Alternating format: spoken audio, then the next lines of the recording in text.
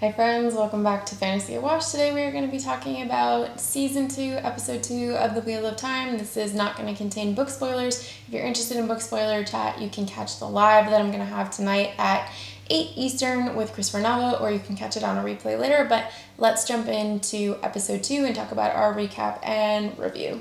The episode starts with Rand with this new romantic liaison he's having. This is new. We then see Ren is working at a mental hospital. We see that Lan and Moiraine are still at odds with each other. She seems disgruntled with what happened. Perrin is now starting to have these weird visions of what happened in the past, so that seems to be connected to the wolf somehow. Rand has this conversation with this swordsman who keeps mentioning that he's a Nael and the Heron Mark blade. We see that Nynaeve is someone that is a healer. Healing is very important to her, so having this scene with the broken back fever or broken bone fever takes us back to season 1, where she was telling Rand about how she cured Egwene in the first, when she cured Egwene, and she told us that in the first season. So this scene makes sense in terms of having something that Nynaeve would care about. Mat, we see, is being given a treat, which is interesting, but Liandrin is still definitely keeping him under wraps. But you can kind of tell that something is going on with him. We meet a new novice, and that is Elaine. She is the daughter heir, so she will one day be queen. She is no different than anyone else, it seems. Alana is doing her best to make sure that we remember that Liandrin shouldn't be teaching Nynaeve. So that's kind of interesting that she's going out of her way to have this conversation. At the end of the conversation, though, we learn that Alana and her two warders are going to be leaving, and they're going to be doing something for Moiraine. We then see Moiraine having a conversation with Varen, in which Varen questions Moiraine about the dragon, and it seems that Moiraine is willing to go out of her way to kill Varen to protect Rand, and that is something that's interesting. So clearly other people are starting to learn about the dragon, that he exists, and not all Aes Sedai want to destroy the dragon. That has been something that's kind of been relayed to the viewer, is that especially the red Aja definitely don't want the dragon back because he could destroy the world. But in this case, Varen, who's a brown Aja, seems to be on board with Moiraine protecting him.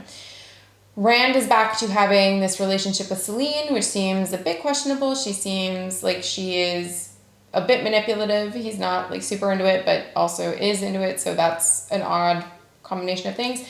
Elaine is definitely showing us that she will be a good ruler one day. She's taking things on her back. But something that's really interesting in this is that while Egwene and Elaine are off doing that, we see that Nynaeve is following Liandrin, and Liandrin is trying to help heal this man. It seems that this is a son of hers by the way that she uses the term my boy, and she had articulated to Nynaeve earlier in the episode that Aes Sedai can live to be hundreds of years old by using the one power. It can slow down their aging process. So that's something that is interesting and new. Mat is using his Shawshank redemption abilities to try to cut through the wall, and in the process of doing that, he sees that Min is on the other side, but before then, there is a conversation about how the warders all get to meet each other and then became each other's warder to the Aes Sedai. But the conversation with Mat and Min is interesting. Mat is one of the few people, if not the only person, that doesn't seem interested in knowing his future, but Min still sees it anyway and involves the dagger and Rand, so that's interesting.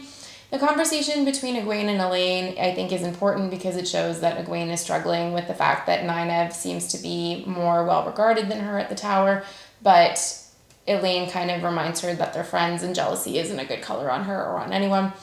The scene where we come to see what Alana and her two warders were doing is that she is off to retrieve Lan. Lan has hidden something that was Moraine's in his jacket. We know this is what she was bartering for from episode 1, but these two are definitely at odds with each other. It's clear that Moiraine is trying to push Lan away. We're not necessarily sure why that is yet at this point, but there seems like quite a bit of animosity between the two. Then we have this enemy show up, and that enemy is the enemy that they showed us at the end of the first season, and they haven't really been given a name yet, except if you...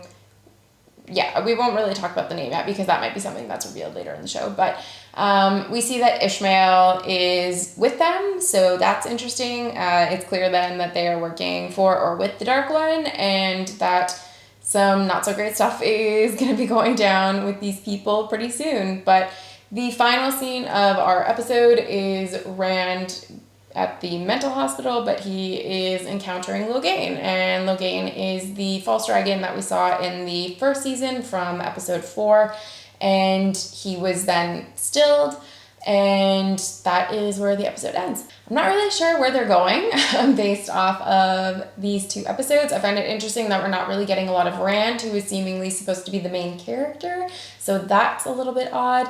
I will have more to say about this in terms of book and show comparisons in the lives that I'm going to be doing. I will link that down below if you want to catch it while it's happening, or if you want to catch it on the replay.